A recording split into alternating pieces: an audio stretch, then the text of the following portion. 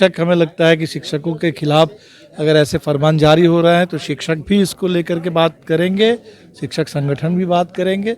और हमें तो लगता है कि संविधान के जो मूलभूत अधिकार हैं इसके खिलाफ महागठबंधन सरकार को कोई कदम नहीं बढ़ाना चाहिए। नमस्कार, आप देख रहे हैं न्यूज फाउंडेशन में हूँ आपके साथ नरोत्तम। शिक्षा विभाग इन दिनों बिहार चर्चाओं का विषय बने हो। के पाठक रोज नए नए फरमान लेकर आ रहे हैं। एक नए फरमान लेकर आए हैं कि अब शिक्षक संघ नहीं बना सकते हैं, आप सोशल मीडिया पर नहीं लिख सकते हैं। हमारे साथ सीधे बातचीत करने के लिए भाकपा माले के राष्ट्रीय महासचिव हैं दीपंकर भट्टाचार्य।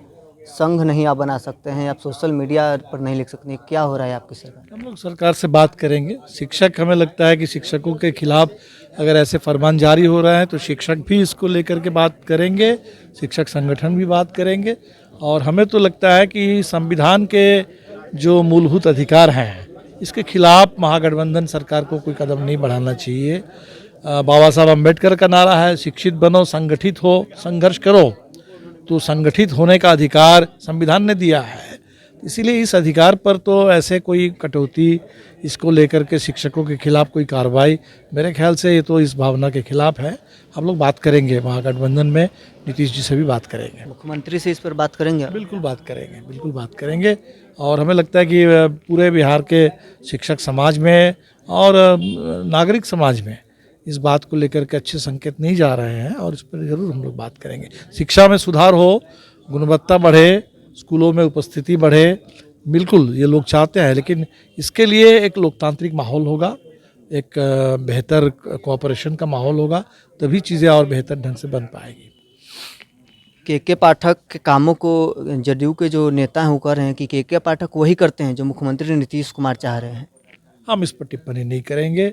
हम तो गठबंधन के स्तर पर जो बात होगी, मुख्यमंत्री से हम लोग जो बात करेंगे, जो भी उनकी प्रतिक्रिया होगी उस पर तब देखेंगे। के पाठक के मुख्यमंत्री मन से तारीफ करते हैं और वो आप लोग सवाल लगातार खड़ा कर रहे हैं, आपके विधायक भी खड़ा कर रहे हैं कि विधायिका पर हावी होते जा रहा है कार्यपालिका। नहीं, हमें लगता है कि देखिए एजेंडा है बिहार की शिक्षा, और बिहार के शिक्षक और तमाम लोग जो शिक्षा में स्टेक होल्डर हैं, सबकी भागीदारी और अधिकार है।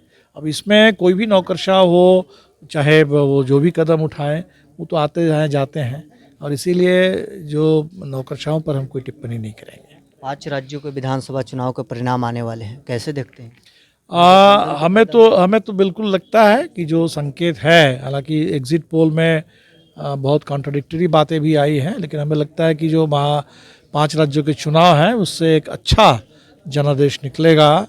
और भारतीय जनता पार्टी ने, मोदी सरकार ने जिस तरह से देश को संकट में धकेल दिया है, गड्ढे में डाल दिया है, तो यहाँ से देश को बाहर निकालने के लिए लोग जनादेश देंगे।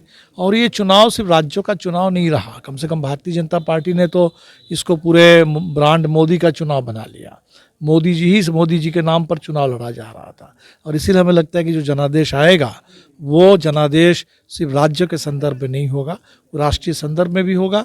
और भारतीय जनता पार्टी और उसके शीर्ष नेतृत्व और मोदी जी जो पिछले 10 साल से सरकार चला रहे हैं, उनके ऊपर एक तरह का रेफरेंडम, एक मिनी रेफरेंडम आप कह सकते हैं, ये 5 राज्यों का विधानसभा का चुनाव 2024 में इसका कोई असर होगा? 5 राज्यों का विधानसभा बिल्कुल होगा। अभी जो भी चुनाव हो रहे हैं उसका असर होगा, और देश 24 के चुनाव में लोकतंत्र को बचाने के लिए, संविधान की हिफाजत करने के लिए सारे लोग चिंतित हैं।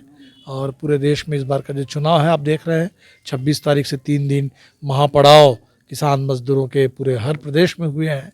तो मजदूर, किसान सब लोग सड़क पर है। बिहार ने जो जाति सर्वे किया, इसके बाद पूरे देश में जाति आधारित जनगणना की मांग है।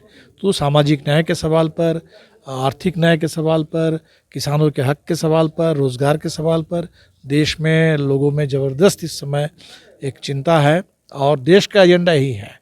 भारतीय जनता पार्टी जो एजेंडा थोपना चाहती है, ध्रुवीकरण, दंगा फसाद के एजेंडा, वो देश का एजेंडा नहीं है। और हमें लगता है कि अगले चुनाव में देश भारतीय जनता पार्टी के इस पूरे विभाजनकारी एजेंडा को खारिज करके एक लोकतंत्र के रास्ते पर आगे बढ़ेगा। केंद्रीय मंत्री है गिरिराज सिंह, वो कह रहे हैं कि बिहार में जो अवैध मदरसे हैं उन पर नीतीश कुमार बंद करे। आने वाले दिनों में वो कह रहे हैं कि अब ना धर्म बचेगा ना धन। नहीं, वो बोलते रहते हैं गिरिराज सिंह। कल तक तो भाई बिहार में थे ना नीतीश जी के साथ, सत्ता में थे, अब सत्ता से बाहर गए और अनाप शनाप बोल देते हैं। ये सब बोलना उनकी पहचान है, उनकी आदत है।